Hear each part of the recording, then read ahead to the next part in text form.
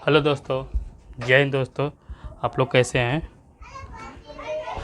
दोस्तों? ये मेरा नया माइक है जो कि बहुत ही किफ़ायत है। ये आप लोग भी यूज कर सकते हैं ये माइक को।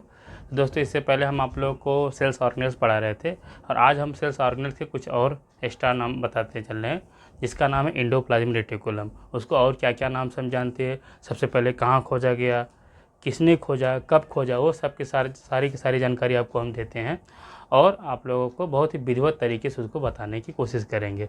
और आप लोग कंटिन्यू मेरे वीडियो पे बने रहिए अधिक से अधिक जानकारी के लिए। चलिए चलते हैं। तो दोस्तों, सबसे पहले क्या बताए, सेल्स ऑर्गेनेल्स। और सेल ऑर्गेनेल्स में हम कौन सा ऑर्गेनेल्स पढ़ने चल रहे हैं? Endoplasmic reticulum. कौन सा? Endoplasmic reticulum. Endoplasmic reticulum. Endoplasmic reticulum, ध्यान दीजिए। एंडोप्लाज्मिक रेटिकुलम क्यों बोलते हैं? क्योंकि देखिए, Indo and plasmic means plasma के इंडो मतलब अंदर, एंडोप्लाज्मिक रेटिकुलम। ये प्लाज्मा के अंदर इंडो, रेटिकुलम मतलब ट्यूबुलस स्ट्रक्चर, जिसको हम बोलते हैं एंडोप्लाज्मिक रेटिकुलम। चलिए इसका हम स्ट्रक्चर देखते हैं। आपको सबसे पहले सिंपल क्या है, इसका हम न्यूक्लियस बनाते हैं। ये देखिए,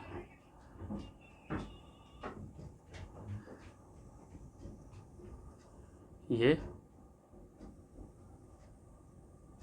ठीक है। चलिए यहाँ न्यूक्लियस हुआ। एंडोप्लाज्मिक रेटिकुलम कहाँ से निकलता है? एंडोप्लाज्मिक रेटिकुलम न्यूक्लियस से फॉर्म करता है। जी देखिए, ये हुआ इस तरह से। इसका डबल लेयर बनाते हैं हम। बहुत आसान है, बहुत ही इजी है, आप लोग आराम से बना सकते हैं। देखिए, बायोलॉजी में आप क्या लिखते हैं क्या नहीं वो बात की बात है, लेकिन आपको स्ट्रक्चर बहुत ही फाइन, बहुत ही आर्ट प्रैक्टिस करने की बात है। और जब आपको स्ट्रक्चर आता है तो आप बहुत बेहतरीन तरीके से नंबर गेन कर सकते हैं। बायोलॉजी में यही बेनिफिट है कि आपको अच्छे से नंबर गेन करने के लिए सिंपल है, आपको वो स्ट्रक्चर अच्छे से अच्छे डिफाइन करना आना चाहिए, साथ ही उसको फिगर आउट करना चाहिए। देखिए, हम पहला लेयर बना रहे हैं इसका। ये ऐसा, ये ऐसा, यहाँ पे आए, ठीक है। इस तरह से एक स्ट्रक्चर। दूसरा स्ट्रक्चर ऐसा बनाएंगे हम, यहाँ से ये इस तरह से, ये ठीक है। देख रहे हैं आप लोग, ये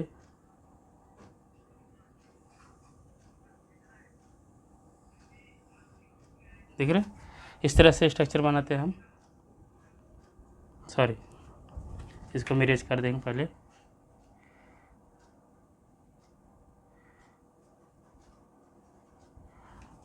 ठीक है, इस तरह से मैच करते हैं हम ये। और यहाँ से एक थोड़ा सा पार्ट हम इमर्ज आउट करते हैं।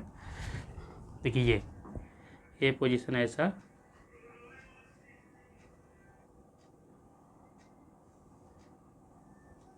इस तरह बना दिए। चलिए इसका इनर लेयर बनाते हैं हम। इनर लेयर दूसरी लाइन से बनाते हैं। कैसे? ये देखिए,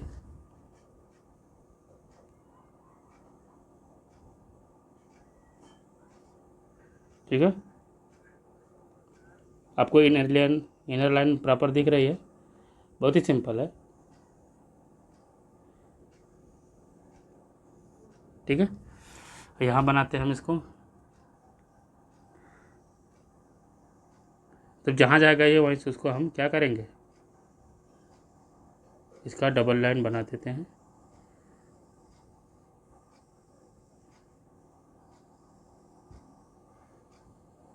ये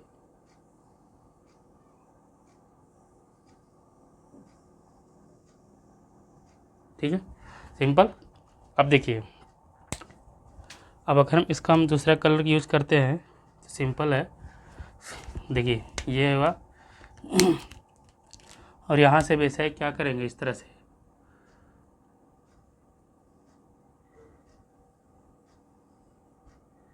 ठीक है। ये देखिए,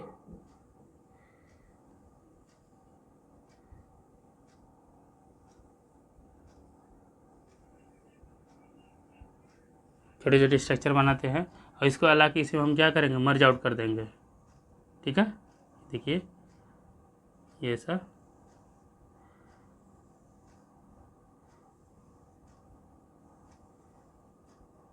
समझ रहे हैं ना, इस तरह से। उसके बाद इसका हम कलर करते हैं। देखिए ये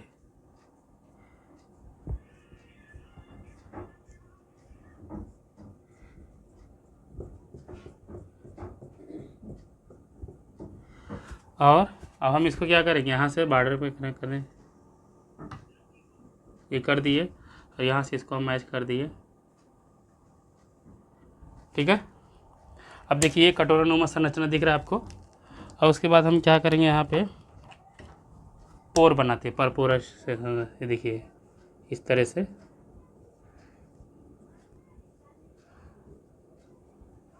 ये पोर हो गया, मीन्स ये न्यूक्लियस हुआ, न्यूक्लियर पोर से क्या इमर्ज आउट हुआ। और साथ ही साथ इसका हम अब क्या बनाएंगे, इसका आउटलाइन बनाते हैं ऐसा। सुनिए ये देखिए ऐसा, ये इस तरह से, फिर ये इस तरह से, फिर ये इस तरह से। ठीक है, समझ आ रहा है आपको। यहाँ के बॉर्डर बना देते हैं, ये देखिए इस तरह से, ये समझ रहा है आपको, इस तरह से। और ये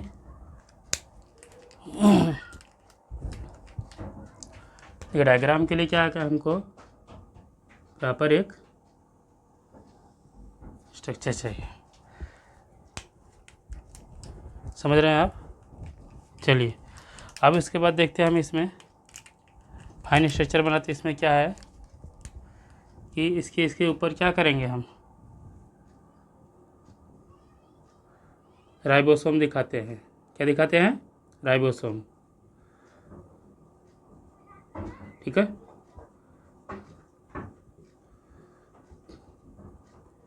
इसके ऊपर सब राइबोसोम दिखाते हैं आपको। ठीक है, देखिए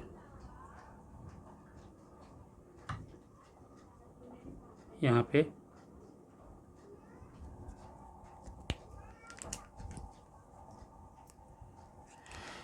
इस तरह स्ट्रक्चर दिख रहा है आपको। मीन्स देखिए ये लेयर बन गया, मतलब बहुत सारी इससे लेयर बहुत सारी होती है, न्यूमरस स्ट्रक्चर, जो आपको बेसिकली समझने की ज़रूरत है। तो ये देखिए, अब देखिए हम इसका नेमिंग करते हैं। ये न्यूक्लियस हुआ, क्या, न्यूक्लियस। ठीक है, ये न्यूक्लियर पोर हुआ, न्यूक्लियर पोर।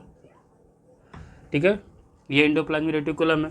तो एंडोप्लाज्मिक रेटिकुलम दो प्रकार का होता है। एक होता है क्या, RER, जिसको हम बोलते हैं क्या, rough endoplasmic reticulum, rough endoplasmic reticulum. और इसको हम बोलते हैं SER। क्या बोलते हैं, SER, स्मूथ एंडोप्लाज्मिक रेटिकुलम। ठीक है, smooth endoplasmic reticulum, rough endoplasmic reticulum. और ये सब के सब क्या है, ग्रीन कलर के जो आपको दिख रहे हैं, ये सब के सब क्या है, राइबोसोम। क्या है, राइबोसोम। राइबोसोम बेसिकली रिस्पांसिबल होते हैं क्या, प्रोटीन सिंथेसिस के लिए। समझ में आई बात। तो अब देखिए हम आपको समझाने चल रहे हैं कि जो एंडोप्लाज्मिक रेटिकुलम होता है वो न्यूक्लियस से इमर्ज आउट होता है और ऐसा थैलेनुमा संरचना बनाता है। तो देखिए इसका एक एक पार्ट को इस तरह जो ऐसा दिख रहा है आपको लाइनिंग, एक इसको हम क्या बोलते हैं, सिस्टर्नी। क्या बोलते हैं, सिस्टर्नी। ये सिस्टर्नी। ठीक है, और इसका जो ये जो गैप है, ये जो गैप दिख रहा है ना, सिस्टर्नी गैप है। समझ में आई बात।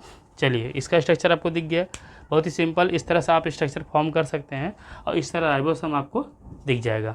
अब इसके बारे में हम आपको बता रहे हैं, ये तो स्ट्रक्चर हुआ। अब इसको हम क्या करेंगे, एक्सप्लेन करते हैं कैसे है, क्या है। देखिए इसको इरेज करते हैं, इरेज कर देते हैं, फिर उसके बाद इसका हम डिस्क्रिप्शन करते हैं।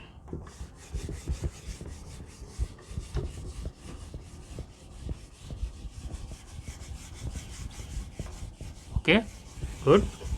चलिए ठीक है।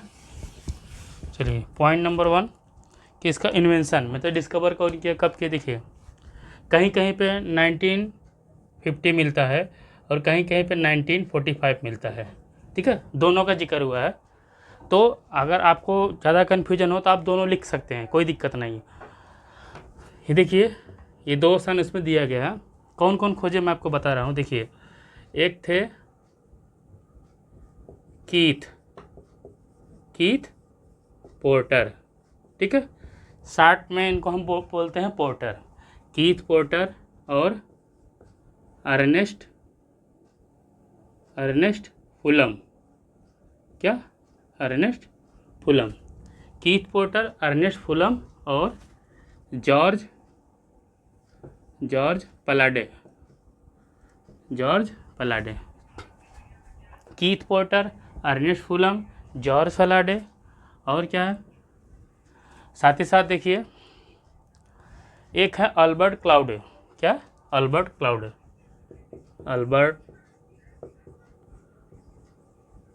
क्लाउडे। इन सब साइंटिस्ट ने मिलकर के क्या खोजा था? Endoplasmic reticulum. कब और कहाँ? देखिए 1950 1941 दोनों का जिक्र हुआ है। और कैसे खोजे किए? By used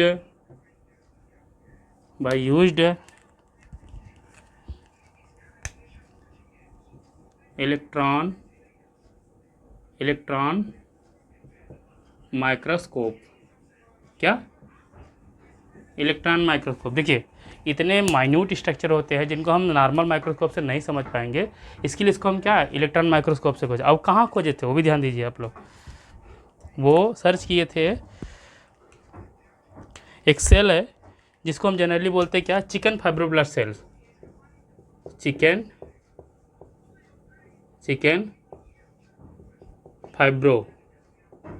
fibroblast cell. कहाँ खोजे थे? चिकन फाइब्रोब्लास्ट सेल में। ये चीज़ बहुत बारीकी से आपको माइंड में होना चाहिए कि कब खोजे थे, 1950 या 1945 में। कौन कौन? Keith Porter, Ernest Fullam, George Palade, Albert Claude और इलेक्ट्रॉन माइक्रोस्कोप से, वो भी चिकन फाइब्रोब्लास्ट सेल। कौन सा सेल?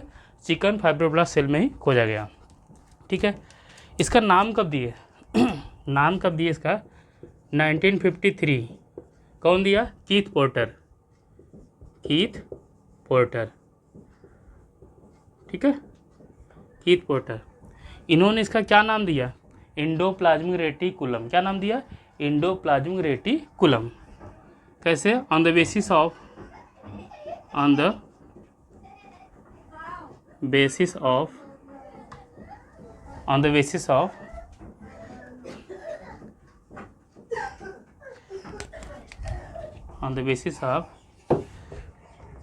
Tubules like structure. क्या?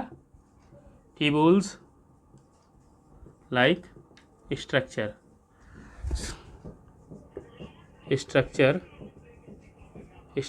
इन साइटोप्लाज्म। देखिए ये जो ट्यूबुल्स है, ट्यूबुल्स की वजह से इसका नाम क्या पड़ा? रेटिकुलम। मतलब बहुत सारे आपस में ऐसे नेटवर्क बनाए रहते हैं जिसको हम ट्यूबुल्स बोलते हैं। और ये किस में? साइटोप्लाज्म हुआ, तो इसलिए इसको क्या बोल देंगे? Endoplasm reticulum. कहीं कहीं पे इसका नाम क्या होता है जानते हैं? इसका नाम होता है lace like reticulum. LACLIKE,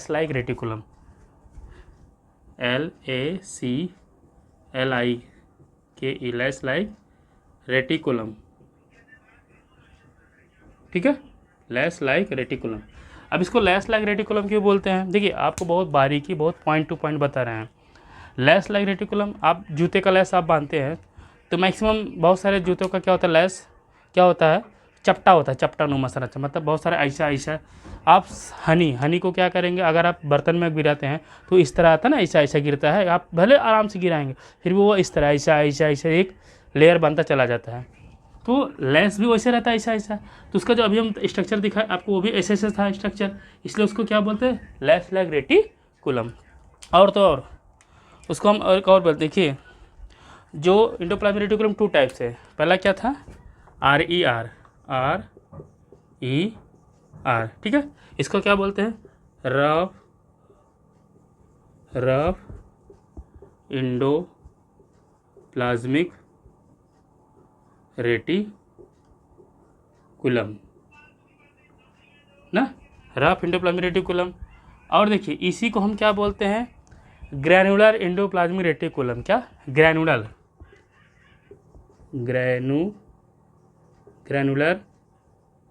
endoplasmic reticulum,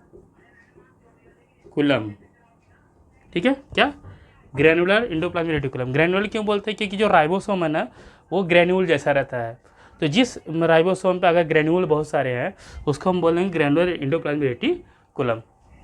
साथ ही साथ इसको क्या बोलते हैं, इर्गास्टोप्लाज्म। क्या बोलते हैं, इर्गास्टोप्लाज्म। ग्रैनुलर इंडोप्लाज्मिक रेटिकुलम को हम क्या बोलते हैं, दूसरा नाम देते हैं इर्गास्टोप्लाज्म।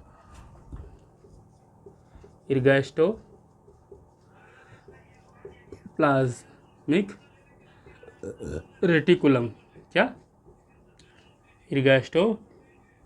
इर्गास्टोप्लाज्मिक रेटिकुलम। देखो कितना नाम है इसका, मतलब किसी भी नाम से आपको क्वेश्चन आ जाएगा तो आप तुरंत कर जाएंगे, इर्गास्टोप्लाज्मिक रेटिकुलम, ठीक है, इतना नाम। और सुनिए, कहीं कहीं पे आपको सार्कोप्लाज्मिक रेटिकुलम मिलेगा, सार्कोप्लाज्मिक रेटिकुलम। क्या, सार्कोप्लाज्मिक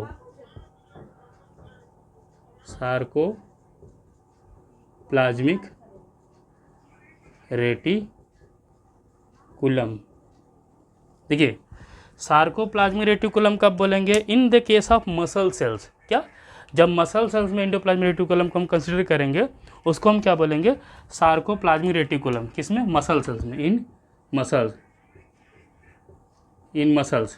मसल्स में स्पेसिफिक इसका नाम क्या दिया है, सार्कोप्लाज्मिक रेटिकुलम। समझ में आई बात। देखिए ये हुआ RER की बात की है। अभी हम आपको क्या बताते हैं, SER, स्मूथ इंडोप्लाज्मिक रेटिकुलम।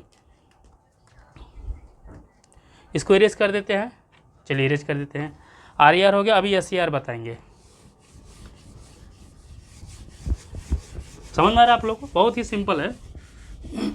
ये भी एक सेल ऑर्गेनेल्स है और मैक्सिमम ये कहाँ पे होता है, यूकैरियोट सेल्स में। यूकैरियोट मतलब जो वेल डिफाइंड स्ट्रक्चर हो। 1953 में इसका नाम दिया गया था इंडोप्लाज्मिक रेटिकुलम। कौन दिया था, कीथ पोर्टर। कौन दिया था, कीथ पोर्टर। सिंपल है, ज़्यादा सोचने की जरूरत नहीं है, कीथ पोर्टर।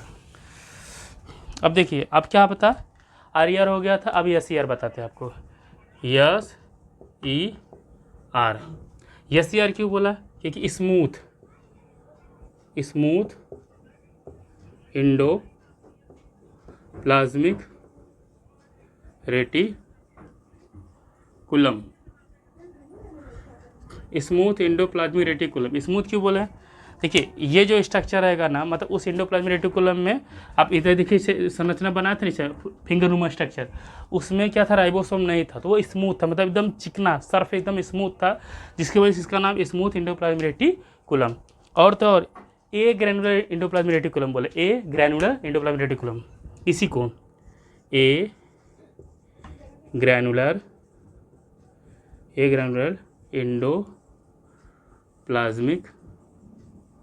Endoplasmic reticulum. ए ग्रैनुलर इंडोप्लाज्मिक रेटिकुलम। क्यों, ए मतलब होता है क्या, विदाउट। क्या होता है, ए मतलब विदाउट, ये ए का मतलब विदाउट। और किसका अब्सेंस में है, उसमें राइबोसोम नहीं, जिसकी वजह से इसका नाम पड़ गया क्या, ए ग्रैनुलर इंडोप्लाज्मिक रेटिकुलम। समझ में आई बात। अब देखिए इसका फंक्शन आप देख लीजिए, मतलब इंडोप्लाज्मिक रेटिकुलम का फंक्शन क्या होगा, सिंपल है। फंक्शन में आपको समझने की ज़रूरत है कि देखिए RER जो होता है वो क्या करता है, सिंथेसिस ऑफ प्रोटीन। क्या, RER ये क्या करता है, प्रोटीन सिंथेसिस,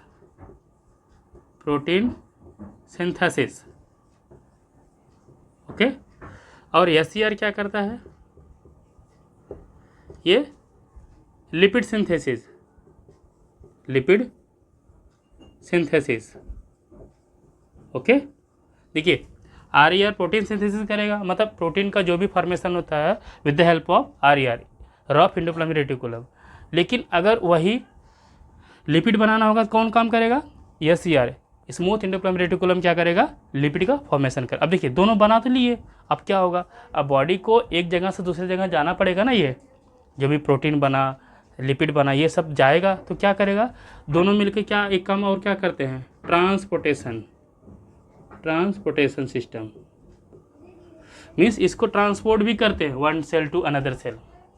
ठीक है, ट्रांसपोर्टेशन मतलब synthesis of protein, synthesis of lipid और ट्रांसपोर्टेशन, ये सब का भी काम करते हैं। और कहीं न कहीं कैल्शियम डिपोजिशन का भी काम करते हैं, कैल्शियम डिपोजिशन का काम करते हैं, क्योंकि सेल में हमें कैल्शियम भी चाहिए रहता है इलेक्ट्रॉन पंप में। तो ये सब इसके काम है। क्या है?